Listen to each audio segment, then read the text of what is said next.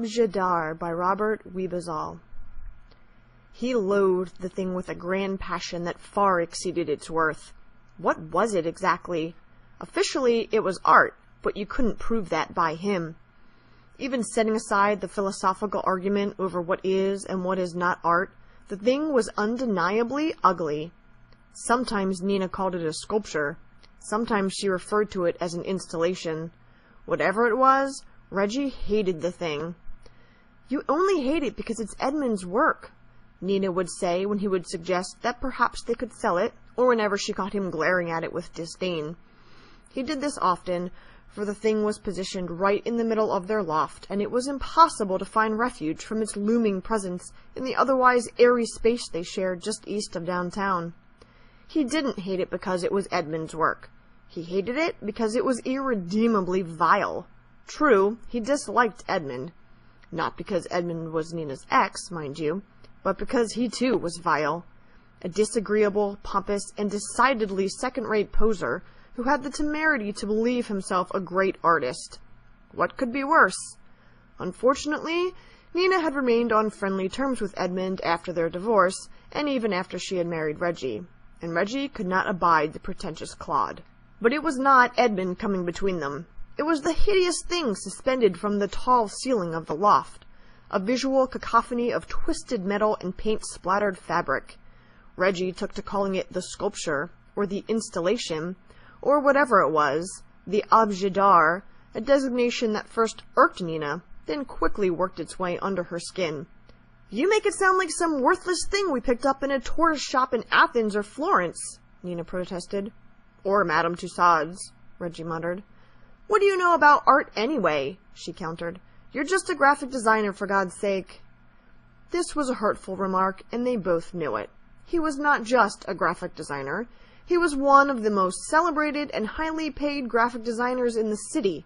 Unless you were a hermit, you couldn't get through the day without seeing one of his hip visual creations in a magazine, on a billboard, on a package in the grocery store. He was the best at what he did, and he made a lot of money. Far more than he would have if he had followed his original plan to be a painter. Far more than Edmund. "Look who's talking," Reggie said limply. "You're nothing but a glorified receptionist at that so-called gallery." They would withdraw to neutral corners after these increasingly frequent squabbles. Yes, silly as it seemed, the very presence of the sculpture was putting an ever-mounting strain on their marriage. The more Reggie pleaded with Nina to be reasonable and get rid of the thing, though, the deeper she dug in her heels. "Listen," she said one day during a particularly heated argument, "I think Edmund is on the verge of hitting it big. The sculpture will be worth 10 times what it's worth right now if we just wait a while. I promise, we'll sell it then." Reggie couldn't imagine that Edmund would ever hit it big. At least not with his art. Maybe in the scrap metal business. "You're delusional if you think that creep will ever be a success as an artist. He has no talent." "Look at Jeff Koons," she countered. He shrugged. "Okay, strange things happen," he said. "But trust me, even Edmund, with his high opinion of himself and his flair for the dramatic, can't parlay that," he pointed to the pile of cast-off junk, "into a successful career. Edmund is not some misunderstood genius waiting to be recognized, laboring away in obscurity only to become famous after he's dead. He's not Van Gogh." That was the moment the idea began to take shape. Edmund Dupree's death was a cause célèbre, not only in the circumscribed art world, but in the entire city and beyond. No one was more surprised than Nina or Reggie when the account of his apparent suicide was given prominent space on the front page of the Metro section instead of being relegated to the cultural news briefs or merely placed among the obits. The reporter from the Times spared none of the grisly details in her account of how Edmund's attenuated corpse was found in his grimy apartment, dangling from a length of coaxial cable, hoisted from the floor by a block and tackle device he had used to work on his sculpture. Coaxial cable, a reporter on Channel 4 revealed with a breathless air of authority, had been Edmund's current medium of choice for his art. Overnight, the dead artist, whose name would have elicited blank stares from most people the day before his death, was an instant celebrity, the subject of endless discussions at chic dinner parties and over the bristling airwaves of talk radio. True, very few amid the swell of public mourners knew much or cared about art, but everyone, it seemed, loved the tragic story of a disappointed, tortured artist, giving in to despair and hanging himself. The value of original Dupree's began to rise with increasing, some would say alarming, speed.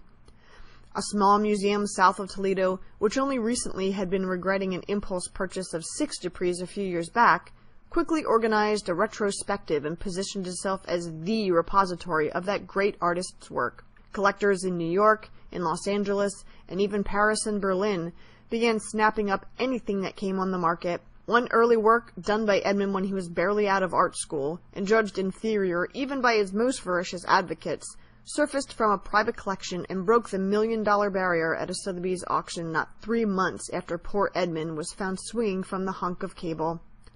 The plan had worked. The time had come to sell the sculpture that for so long had plagued the marriage of Nina and Reggie. Nina, of course, wanted to hold off a bit longer, convinced, rightly it would turn out, that the inflated prices for Dupree's had not yet reached their pinnacle, but Reggie reminded her of their agreement to dispose of the work, and Nina reluctantly capitulated. They made an appointment with the gallery owner who was handling Edmund's estate. It was on the very day of their appointment that Reggie was arrested for the murder of Edmund Dupree. The trial and conviction of Reginald Pratt brought a new round of media attention to the tragic life and untimely death of that newly discovered genius, Edmund Dupree. Right from the beginning, it would seem, the police suspected homicide, but they had kept their investigation low-key due to the high profile of the death and the bothersome lack of suspects. The presence of a large quantity of sedatives in Edmund's system suggested that he had been drugged, then hung from the cable by someone. His death by asphyxiation had not been a desperate act of suicide, but a cold-blooded act of murder. Reggie denied everything, but the evidence weighed heavily against him. One of Edmund's neighbors, a middle-aged woman and alleged drug addict, had seen Reggie at the apartment in the morning the artist died.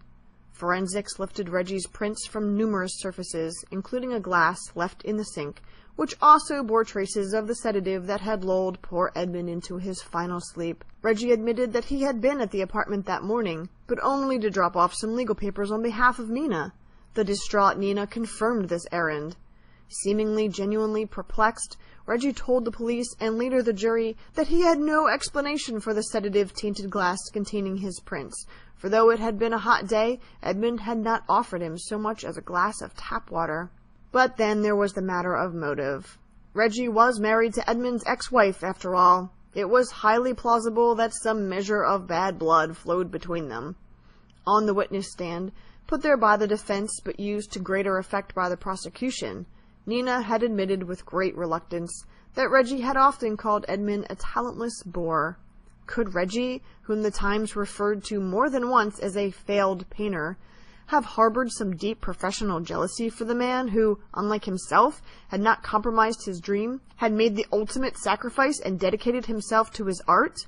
The jury of 12 newly born art aficionados recommended the death penalty for the stunned graphic artist.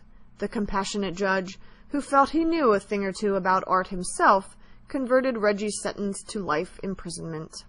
With the prospect of life behind bars ahead of him, Reggie agreed to a divorce, freeing Nina to marry again. When she did, she once more stayed within the comfortable world she had come to know so well. For husband number 3, this latter-day alma mater, married first to that beloved conceptual artist Edmund Dupree, and next to the innovative graphic artist Reginald Pratt, chose Edmund's executor, the renowned art dealer Jenner Bryant, who had been so supportive throughout her ordeal, and had helped her get a widely inflated price when she finally sold Edmund's sculpture along with some other works. She sold the loft too, and moved across town to Jenner's palatial mid-century digs. Nina proved herself indispensable to Jenner and his thriving art business, and soon she was a full partner at the gallery. She completely took over the handling of the Dupree estate, which over the next few years became a thriving enterprise all on its own. With so little inventory from an artist who had died so tragically young, those pieces that did come on the market commanded increasingly outrageous prices at auction. Having once been Dupree's wife, Nina donned the mantle of genius's widow with aplomb. She was sought as the expert on the life and times of Edward Dupree, and was even prominently featured in a PBS documentary about the sculptor. Occasionally, Nina's thoughts would turn to poor Reggie, wasting away in the state penitentiary, his numerous appeals come to naught. Even she, on occasion, would feel a momentary pang of sadness that things had turned out as they had. But her sadness would pass quickly enough, for she had so much to attend to, so much to distract her from those horrible events. She liked to dwell on the positive, and anyone could see that things were going her way. An unexpected visitor, a graduate student in art history from the university, arrived at the gallery one sunny January day about 3 years after Edmund's murder. "Oh, please call me Fiona," the girl enthused when Jenner introduced her to Nina as Ms. Clarkson. She was an eager thing, no more than 25, Nina guessed, and pretty in an offbeat, starving student sort of way. Nina noticed how attentive Jenner was around the girl. "It's so amazing of Mr. Bryant to agree to talk to me and to introduce me to you," Fiona said with oozing solicitude. "Fiona is working on her dissertation," Jenner explained.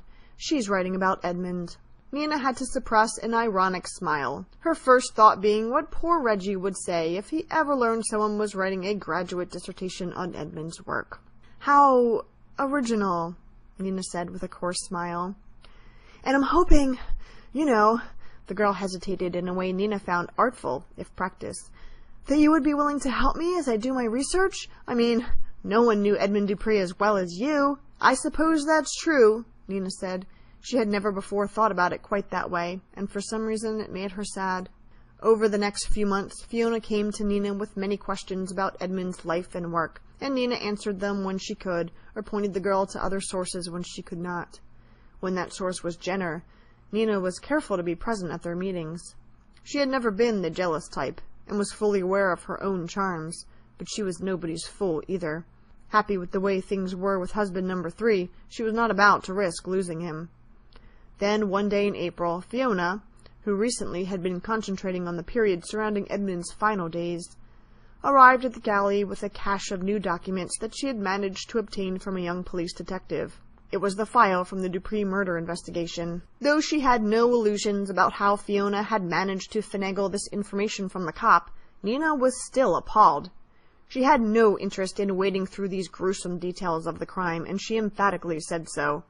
As Jenner went through the file with Fiona, Nina retreated to a corner of the office and pretended to be absorbed in some paperwork, keeping a watchful eye on her husband and the nubile grad student. Much to Nina's dismay, Jenner not only did not share her sense of propriety, but he seemed to relish the task of going through the police records. He read bits of transcripts aloud, commenting on them as if the case had nothing to do with his life, as if he had never known Edmund or Reggie or Nina for that matter, and it were just some true crime chronicle in Vanity Fair. Nina found the whole thing distasteful, and was about to say so when the mood in the room palpably shifted. Jenner had stopped reading, and was sifting through a stack of photographs.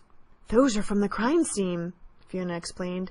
"You don't have to look at them if you don't," but on the contrary, Jenner was absorbed in the grisly images.